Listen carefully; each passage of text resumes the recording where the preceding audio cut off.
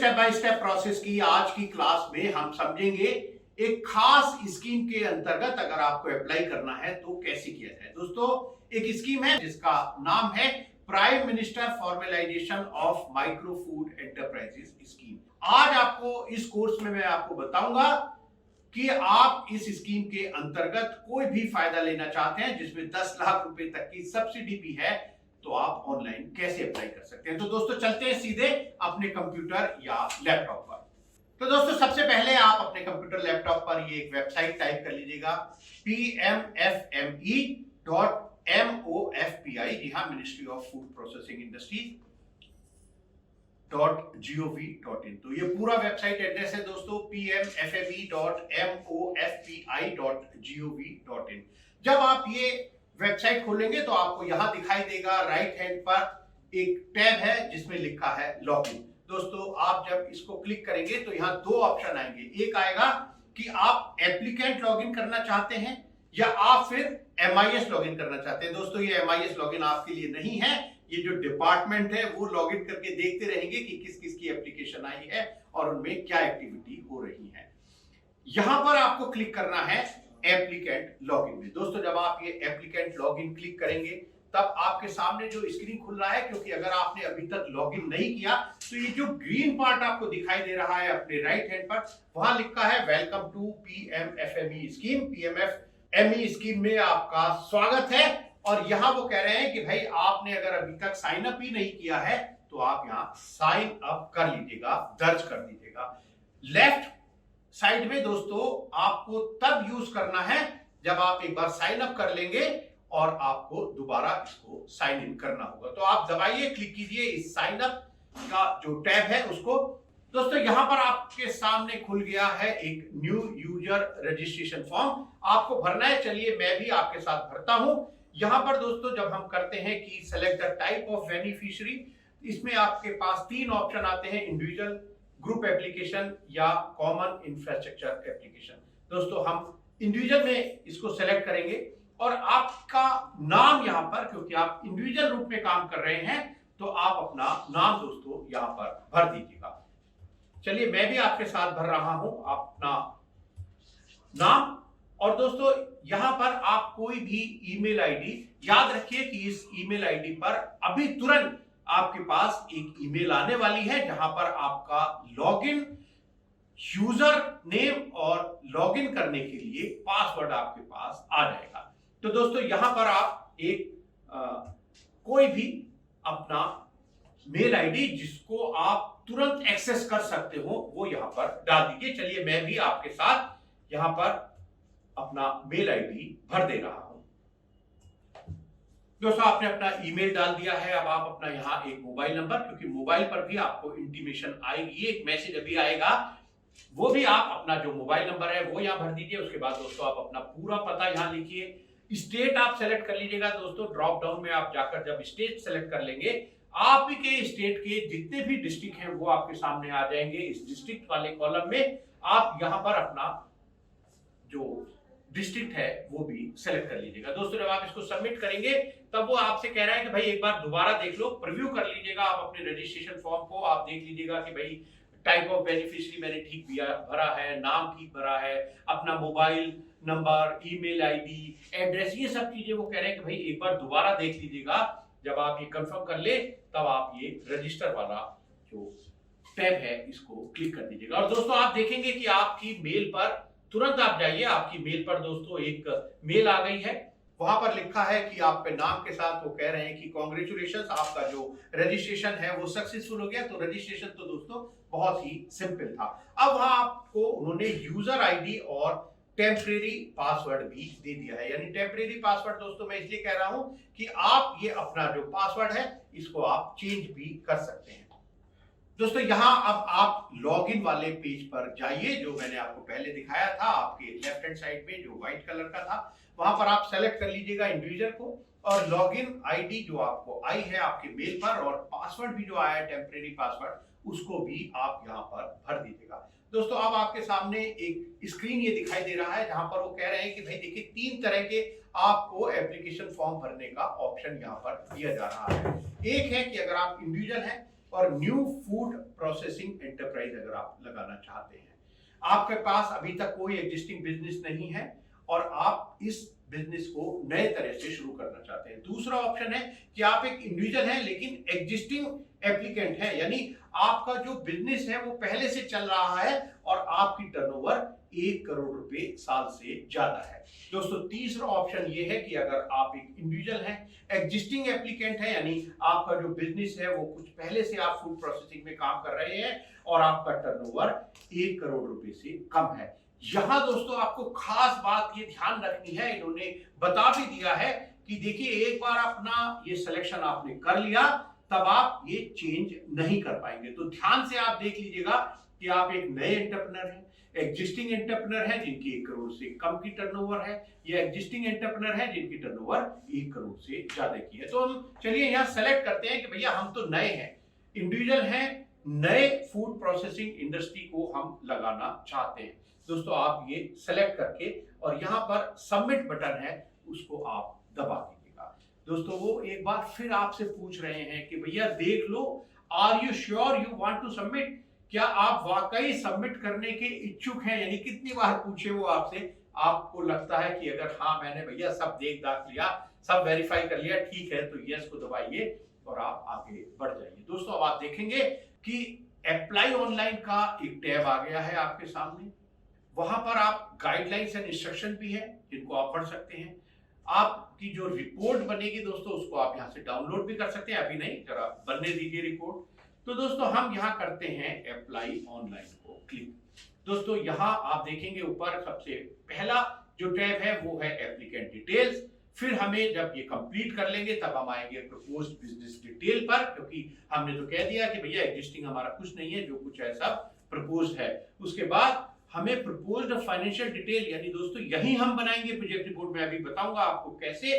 उसके बाद हम सेलेक्ट कर लेंगे कि भाई किस बैंक से हम लोन लेना चाहते हैं और फिर जो डॉक्यूमेंट रिक्वायर्ड है उनको हम अपलोड कर देंगे और उसके बाद हम जो डिक्लेरेशन है कि हमने सब चीजें ठीक ठीक भरी हैं, कोई गलत इंफॉर्मेशन नहीं दी है, वो हम सेलेक्ट कर देंगे और इस फॉर्म को सबमिट कर देंगे। तो आइए मैं बताता हूं आपको कैसे करना है।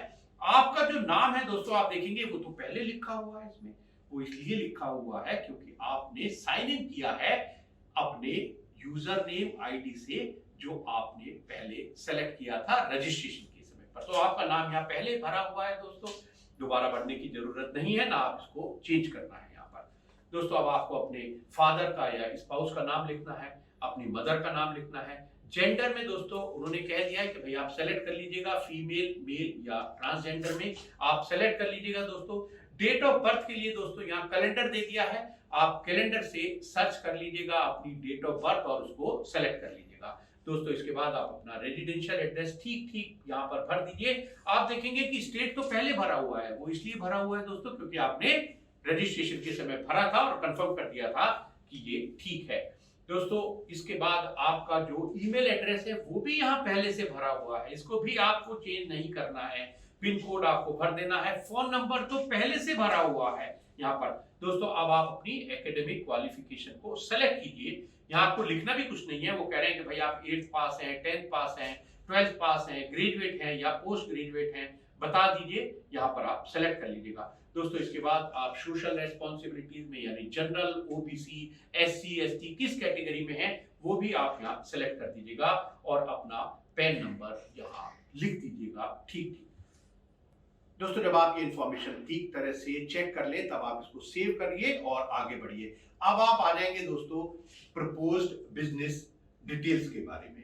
यहाँ पर आपका जो बिजनेस का नाम है दोस्तों आप उसको लिख दीजिएगा। आप अपने इंडिविजुअल नाम में करना चाहते हैं तब भी ठीक है, आपने कोई बिजनेस का नाम रखना चाहते हैं तो वो यहाँ पर नाम भी आप लिख सकते हैं।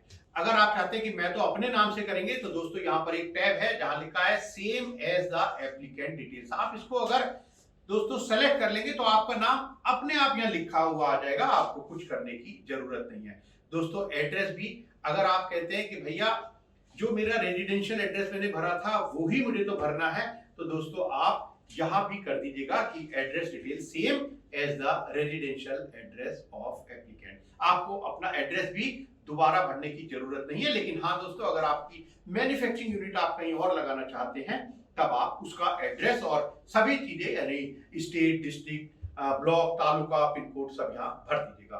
दोस्तों जहां आप अपना प्रोजेक्ट लगाना चाहते हैं बताइए कि वो आपका लीज है, ओन्ड है, पेरेंटल है, रेंटल है, किस कैटेगरी में आता है, जहां पर ये आपकी यूनिट लगेगी। यानी आपको अपने घर के बारे में नहीं बताना। अगर घर और इंडस्ट्री एक है तब तो एक ही बात है, आपको उसी के बारे में बताना है। लेकिन अगर आपका घर अलग है और आपकी फैक्ट्री अलग है तब आप यहाँ पर फैक्ट्री के बारे में बताइए कि वो उस प्रॉपर्टी टाइप क्या है, लीज्ड, ओन, पेरेंटल या रेंटल। दोस्तों इसके बाद आप बताइए कि आप जो वर्कर यहाँ पर प्रपोज्ड एम्प्लॉय करेंगे वो कितने करेंगे।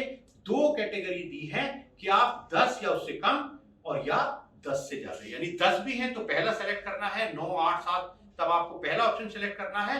और अगर 11 हो गए तो मोर देन 10 आप 10 से ज्यादा वाला ऑप्शन सेलेक्ट कर लीजिएगा। दोस्तों इसके बाद आपको पूछ रहे हैं कि भैया ये बताइए कि जो आपका ऑपरेशन है वो कैसे होगा, ऑटोमेटिक है, मैनुअल है, सेमी ऑटोमेटिक है, क्या जो मशीनें हैं आपकी किस तरह की हैं आप बताइए। अगर आपको कोई बहुत मशीन की जरूरत नहीं है तो आप कहिए भाई मेरा तो मैनुअल प्रोसेस है। अगर बिल्कुल पूरा ऑटोमेटिक प्लांट लगाना चाहते हैं तब बताइए। कुछ प्रोसेस ऐसे हैं जो ऑटोमेटिक होंगे और कुछ प्रोसेस ऐसे हैं जो मैनुअल होंगे, तो आप सेमी ऑटोमेटिक को यहाँ सेलेक्ट कर लीजिएगा। दोस्तों अब आपको बताना है कि आपका जो लैंड है ना जहां पर आप अपनी इंडस्ट्री लगाने जा रहे हैं वो आपका टोटल अवेलेबल कितनी है आपके पास लैंड। और दोस्तों आपको ये बताना है स्क्वायर फीट में। ये ध्यान रखिए यहाँ पर आपको मीटर, स्क्वायर यार्ड्स में नहीं बताना है। आपको बताना है कि आपके पास जो लैंड है जहां पर आप अपनी इंडस्ट्री लगाना चाहते हैं वो कितने स्क्वायर फीट है। और दोस्तों फिर आप ये भी बता दीजिए कि जो लैंड वैल्यू है वो कितने रुपए स्क्वायर फीट के हिसाब से आप समझ रहे हैं, कितने रुपए स्क्वायर फीट की उसकी वैल्यू है। तो यहाँ पर केवल आपको बताना है 1 स्क्वायर फुट की जो वैल्यू है वही आपको यहाँ पर डालनी है। दोस्तों इसमें आपको ये बताना है कि आपको अपना भी कुछ कंट्रीब्यूशन लगाना है। इसके लिए आप प्लीज, मैं आपको फिर कहता हूं, आप हमारे YouTube चैनल पर जो वीडियो है जिसका आई बटन मैं यहाँ दे रहा हूं वहां देख लीजिएगा। वहां मैंने आपको बता दिया है कि कितना आपका कंट्रीब्यूशन लगाना है। उसी हिसाब से यहाँ पर आपको केवल परसेंटेज बताना है, यानी केवल लिखना है कि 15, 20, 10 जितना परसेंट आपका कंट्रीब्यूशन है बस वही यहाँ पर लिखना है। यहाँ पर आपको अमाउंट नहीं लिखना है। दोस्तों वो पूछ रहे हैं कि भैया अच्छा आप ये भी बता दीजिए कि आप कोई वर्किंग कैपिटल भी लेना चाहते हैं क्या। यस या नो दो ऑप्शन है, सेलेक्ट कर लीजिएगा। और दोस्तों वर्किंग कैपिटल के लिए भी कह रहे हैं कि भाई उसमें भी आपको कुछ लगाना पड़ेगा। यानी टर्म लोन में तो आप लगाएंगे लेकिन वर्किंग कैपिटल में भी आप कितने परसेंट अपना कंट्रीब्यूशन लगाएंगे वो भी यहाँ परसेंटेज में बता दीजिएगा। दोस्तों फिर उसके बाद आपको कह रहे हैं कि भाई अच्छा आप ये बताइए कि आपका जो प्रोडक्ट है वो एग्रीकल्चर प्रोडक्ट है, फूड प्रोडक्ट में मैन्युफैक्चरिंग का प्रोडक्ट है या वो एमएसपी है। आप सेलेक्ट कर लीजिएगा दोस्तों जिस कैटेगरी में भी आप आते हैं।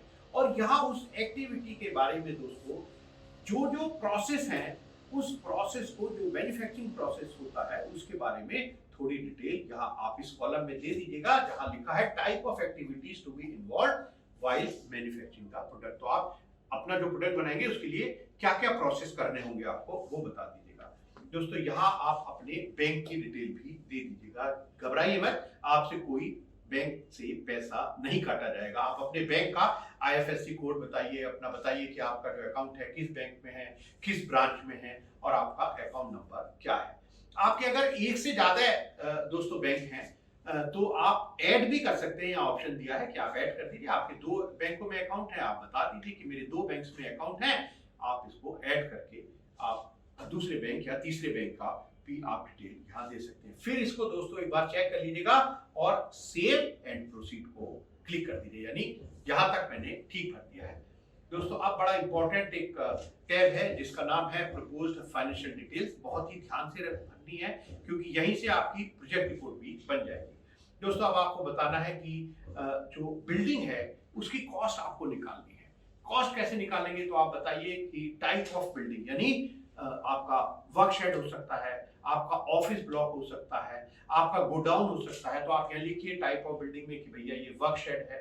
एरिया कितने स्क्वायर फीट होगा, ध्यान रखिए स्क्वायर फीट में ही लिखना है, स्क्वायर मीटर या स्क्वायर यार्ड्स में नहीं लिखना। और रेट भी बताइए कि जो आप बिल्डिंग बनाएंगे उसका जो पर स्क्वायर फीट का रेट होगा वो कितना होगा, यानी 500 रुपए पर स्क्वायर फीट, 600 रुपए स्क्वायर फीट। दोस्तों ये डिपेंड करेगा कि आपकी जो कंस्ट्रक्शन का टाइप है, टाइप ऑफ कंस्ट्रक्शन, यानी आप आरसीसी की छत डालेंगे, आप एसीसी रूफिंग करेंगे, आप टीन शेड डालेंगे, आप फ्लोरिंग कैसी करेंगे, मार्बल फ्लोरिंग चाहिए या ब्रिक वर्क की चाहिए, तो आपको जो भी कंस्ट्रक्शन टाइप हो आपके हिसाब से अपने आर्किटेक्ट से डिस्कस कर लीजिएगा। और यहाँ पर स्क्वायर फीट का रेट आप बताइए कि भाई मान लो 200 स्क्वायर फीट का मुझे एक ऑफिस ब्लॉक चाहिए, मुझे पर स्क्वायर फीट उसका 800 रुपए पर स्क्वायर फीट का खर्चा मुझे बताया है। उसके बाद आप दोस्तों यहाँ ऐड करते जाइए, यानी जैसे मैंने आपको बताया कि वर्क शेड है, गोडाउन है, ऑफिस ब्लॉक है, तो जो भी आपका बिल्डिंग का प्रकार है, टाइप ऑफ बिल्डिंग, वो आप भरिए, उसका एरिया और उसका रेट यहाँ बताइए। दोस्तों फिर आपको मशीनरी की बतानी है कि भाई कौन कौन सी मशीनें आपको चाहिए। ध्यान रखिए जो आपने प्रोसेस बताया है पिछले जो टैब में कि कौन कौन सा प्रोसेस मुझे चाहिए करना इस प्रोडक्ट को बनाने के लिए, तो उन सभी प्रोसेसेस की मशीन्स भी आपको लेनी पड़ेगी। तो आप बताइए कि भाई कौन सी मशीन मुझे चाहिए, कितनी मशीन चाहिए, एक चाहिए, दो चाहिए, तीन चाहिए, कोई मशीन एक चाहिए, कोई दो चाहिए, कोई पैकिंग की तीन चाहिए, और उसका एक यूनिट का यानी एक मशीन का अगर आपको कोई 3 मशीन भी चाहिए तो यहाँ पर आपको रेट एक मशीन का ही लिखना है। ये प्रोजेक्ट रिपोर्ट जब बनाएंगे तब अपना पूरा कैलकुलेट कर लेंगे अपने आप, ये जो पोर्टल है ये।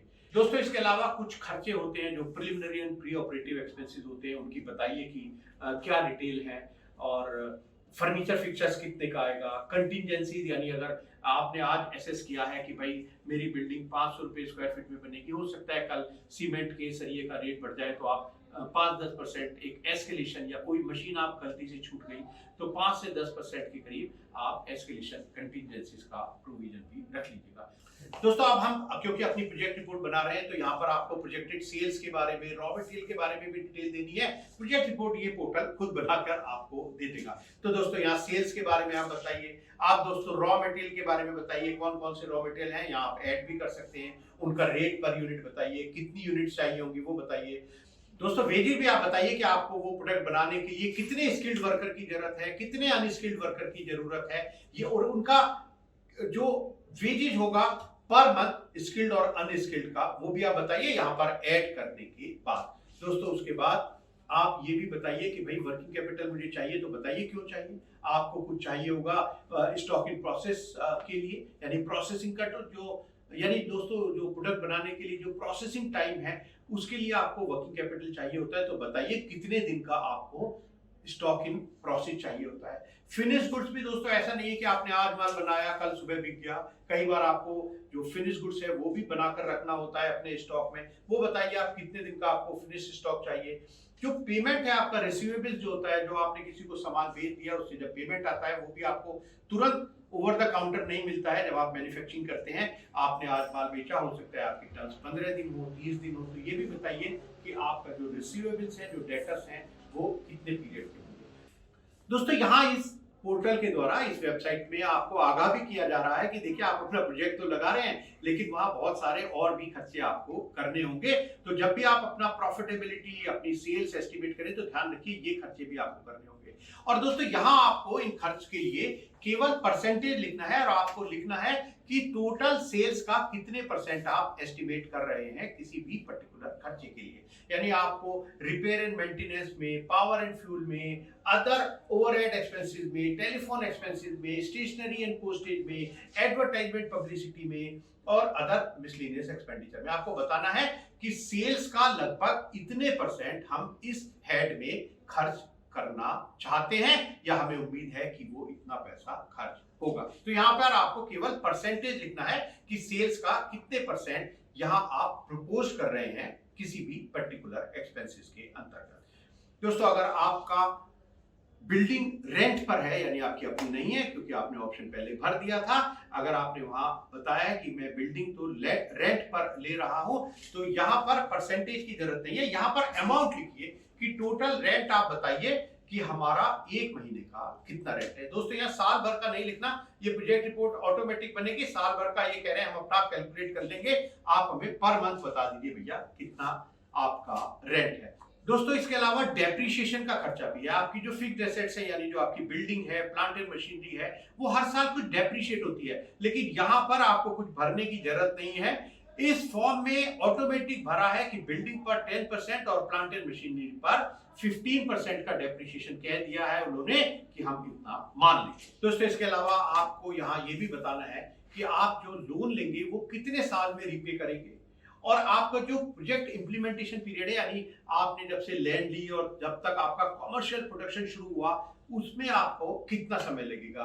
दोस्तों रेट ऑफ इंटरेस्ट भी यहाँ इन्होंने कह दिया कि लगभग हम 11% से आपको कैलकुलेट करेंगे आपका जो इंटरेस्ट है लोन पर। अब आप इसको फिर सेव कर लीजिए और आगे बढ़ जाइए। दोस्तों लीजिए आपका सब काम करीब करीब खत्म है। अब आप उनको बता दीजिएगा कि भाई मैं किस बैंक से लोन लेना चाहता हूं। तो यहाँ आईएफएससी कोड के द्वारा आप बता सकते हैं। दोस्तों आप ये आईएफएससी कोड सर्च भी कर सकते हैं। दोस्तों इसके बाद आपको अपने डॉक्यूमेंट अपलोड करने हैं। दोस्तों 3 तरह के डॉक्यूमेंट आपको अपलोड करने हैं, ये मैंने अपनी वीडियो में भी बताया था। एक है मैंडेटरी डॉक्यूमेंट, एक है सपोर्टिंग डॉक्यूमेंट और तीसरे हैं ऑप्शनल, यानी आप चाहें तो भरिए, नहीं चाहें तो मत भरिए। दोस्तों मैं आपको बताता हूं मैंडेटरी डॉक्यूमेंट क्या है। जो भी आपको ये एप्लीकेबल है आपको वही भरने हैं। आप क्योंकि इंडिविजुअल में कर रहे हैं तो आपको कंपनी वगैरह की डिटेल नहीं भरनी है, तो आपको अपना आधार कार्ड देना है, अपलोड करना है। यहाँ पर आपको यहाँ पर जो भी मशीनें आपने लिखी हैं उनकी कोटेशन देनी है। आपको जो ओनरशिप है यानी जहां पर आप कह रहे हैं कि भैया यहां पर मैं अपना बिजनेस शुरू करूंगा, अपना यूनिट लगाऊंगा, उसका अगर आपके पास कोई ओनरशिप डॉक्यूमेंट है तो वो लगाइए। अपना पैन कार्ड दीजिएगा। यहाँ पर आपका अगर कोई बैंक स्टेटमेंट है जो आपने बताए थे, चाहे वो बिना बिजनेस के हो, आपने कहा था कि इन बैंक्स में मेरे अकाउंट है, तो आप वहां पर स्टेटमेंट ऑफ अकाउंट लगा दीजिएगा। आपका जो भी हाईएस्ट क्वालिफिकेशन है जो आपने क्लिक की थी दोस्तों, जो मैंने आपको पहले बताया था फॉर्म में, तो अगर आपने 10th किया है तो आपको पहली से 10वीं तक सब नहीं लगाना, बस 10th का आप यहाँ पर मार्कशीट या अपना सर्टिफिकेट लगा दीजिएगा। दोस्तों आप अपना एड्रेस प्रूफ भी यहाँ पर अपलोड करना होगा। आपको अपना इलेक्ट्रिसिटी का, वाटर का या लैंडलाइन टेलीफोन का कोई भी आपका बिल है उसकी कॉपी यहाँ पर अपलोड कर दीजिएगा। और अगर आपने कहा है कि भैया मैं तो जो बिल्डिंग है जहाँ पर यूनिट लगाऊंगा वो रेंटेड है, तो फिर आप रेंट एग्रीमेंट भी यहाँ पर अपलोड कर दीजिएगा। दोस्तों ये सारे डॉक्यूमेंट आप अपने कंप्यूटर, लैपटॉप पर किसी भी फोल्डर में या कहीं पर भी पहले से सेव करके रखिए, और जैसे जैसे मांगता जाए आप तुरंत उसको अपलोड करते जाइए। दोस्तों इसके अलावा कुछ सपोर्टिंग डॉक्यूमेंट है, वो मैं आपको बता देता हूं क्या है। जैसे अगर लैंड आपकी है तो आप यहाँ पर जो परचेज की सेल डीड है, लीज डीड है, उसकी कॉपी लगा दीजिएगा। आपके पास कोई एग्जिस्टिंग मशीनरी है, वैसे आप अगर नए में आ रहे हैं तो आपको यहाँ पर ये एप्लीकेबल नहीं होगा। दोस्तों जो आपने कहा है कि मैं अपना मार्जिन लगाऊंगा, फॉर्म में मैंने आपको बताया था कि आपका कंट्रीब्यूशन टर्म लोन और वर्किंग कैपिटल के लिए आप उसका कोई सोर्स बताइए कि आपके बैंक में जमा है पैसा, उसकी स्टेटमेंट की कॉपी, कोई आपके पास एफडीआर है या कोई और डॉक्यूमेंट है, तो आप अपना मार्जिन कहां से लाएंगे उसके लिए भी आप कोई डॉक्यूमेंट यहाँ पर अपलोड कर दीजिएगा। और दोस्तों जो लैंड है उसका भी बताइए आप कि भाई देखिए ये जो लैंड है मेरी, यहाँ पर मैं इंडस्ट्री लगा सकता हूँ, तो कोई सर्टिफिकेट आपके पास होगा कि वो लैंड इंडस्ट्रियल है, उसकी कॉपी भी यहाँ पर अपलोड कर दीजिएगा। इसके अलावा दोस्तों कुछ ऑप्शनल डॉक्यूमेंट है, यानी अगर आपने सेलेक्ट किया होता कि भाई मैं तो एक एग्जिस्टिंग एंटरप्रेन्योर हूं, चाहे मेरी टर्नओवर 1 करोड़ से कम है या 1 करोड़ से ज्यादा है, तो आपको पुरानी अपनी बैलेंस शीट की कॉपी लगानी होगी 3 साल का। आपके पास कोई लाइसेंस है इंडस्ट्री के, जैसे एफएसएसआई का रजिस्ट्रेशन है, कोई पोल्यूशन कंट्रोल का सर्टिफिकेट है, अगर आपके पास ये भी डॉक्यूमेंट है तो ये भी लगा दीजिएगा। अगर आपने जीएसटी में रजिस्ट्रेशन करा रखा है, जीएसटी में आपने रिटर्न भर रखी है पहले से, अगर आप नए हैं तब आपको इनकी जरूरत नहीं है। कोई आपने पहले लोन लिया है, उसको टाइम से दे दिया है, वापस कर दिया है, तो उसकी डिटेल यहाँ दे दीजिएगा। कोई आपने कोई और लोन लिया है पहले, उसका कोई सैंक्शन लेटर की कॉपी है, उसकी कॉपी भी लगा दीजिएगा। दोस्तों ये सारे डॉक्यूमेंट जब आप अपलोड कर लें तब आप आइए, सेव एंड प्रोसीड के बाद आपको एक डिक्लेरेशन वो कह रहे हैं कि बता दीजिएगा। वो कह रहे हैं कि भाई जितनी भी इंफॉर्मेशन है मैंने सब ठीक ठीक भरी है, और ये पढ़ लीजिए आपका डिक्लेरेशन। इसको आप पढ़ने के बाद अगर आपको लगता है कि ये सब ठीक है तो आप कहिए कि आई वी हियरबाय डिक्लेयर दैट, उसको कंफर्म कर दीजिएगा। अपना जो प्लेस है यानी जहां पर आप रहते हैं वहां पर आप वो जगह लिख दीजिएगा और फाइनल सबमिट कर दीजिएगा। दोस्तों आप जब इसको फाइनली सबमिट कर दें तो जैसे मैंने आपको बताया था कि आप डाउनलोड रिपोर्ट भी कर सकते हैं। अभी तक आपने जितनी डिटेल भरी आपकी एक रिपोर्ट भी बन गई है। आप डाउनलोड रिपोर्ट पर जाइए, अपनी जो प्रोजेक्ट रिपोर्ट है उसको भी डाउनलोड कर लीजिएगा। ये आप देखेंगे दोस्तों, इस तरह से आपकी प्रोजेक्ट रिपोर्ट पूरी यहाँ पर तैयार होकर आ गई है। इसको डाउनलोड कीजिए, अपने कंप्यूटर में सेव कीजिए, प्रिंट आउट करके निकाल लीजिए, रख लीजिएगा आगे फ्यूचर रेफरेंस के लिए। और दोस्तों बस इंतजार कीजिए कि आपके पास एक फोन आएगा, मेल आएगी, मैसेज आएगा, आपको बता दिया जाएगा कि आपका जो एप्लीकेशन है वो पूरी तरह से भरकर हमें मिल गया है। अब आप जहां पर आपने अपना लैंडिंग बैंक सेलेक्ट किया था वहां पर आप अप्रोच कर सकते हैं और उम्मीद भी कर सकते हैं कि वो खुद भी आपको कांटेक्ट करेंगे। तो दोस्तों ये था एक स्टेप बाय स्टेप प्रोसेस इस खास स्कीम में जिसका नाम है PMFME। इस स्कीम में लोन विद सब्सिडी अप्लाई करने का सिंपल सीधा तरीका, प्रोजेक्ट रिपोर्ट भी यही पोर्टल, यही ऑनलाइन एप्लीकेशन फॉर्म आपको बनाकर दे रहा है। तो दोस्तों ऐसी ही और बहुत सारी स्टेप बाय स्टेप प्रोसेस जानने देखने के लिए प्लीज आप इस चैनल को लाइक, शेयर और सब्सक्राइब कीजिएगा और उसके बाद दोस्तों ये बेल जरूर दबा दीजिए। नमस्कार।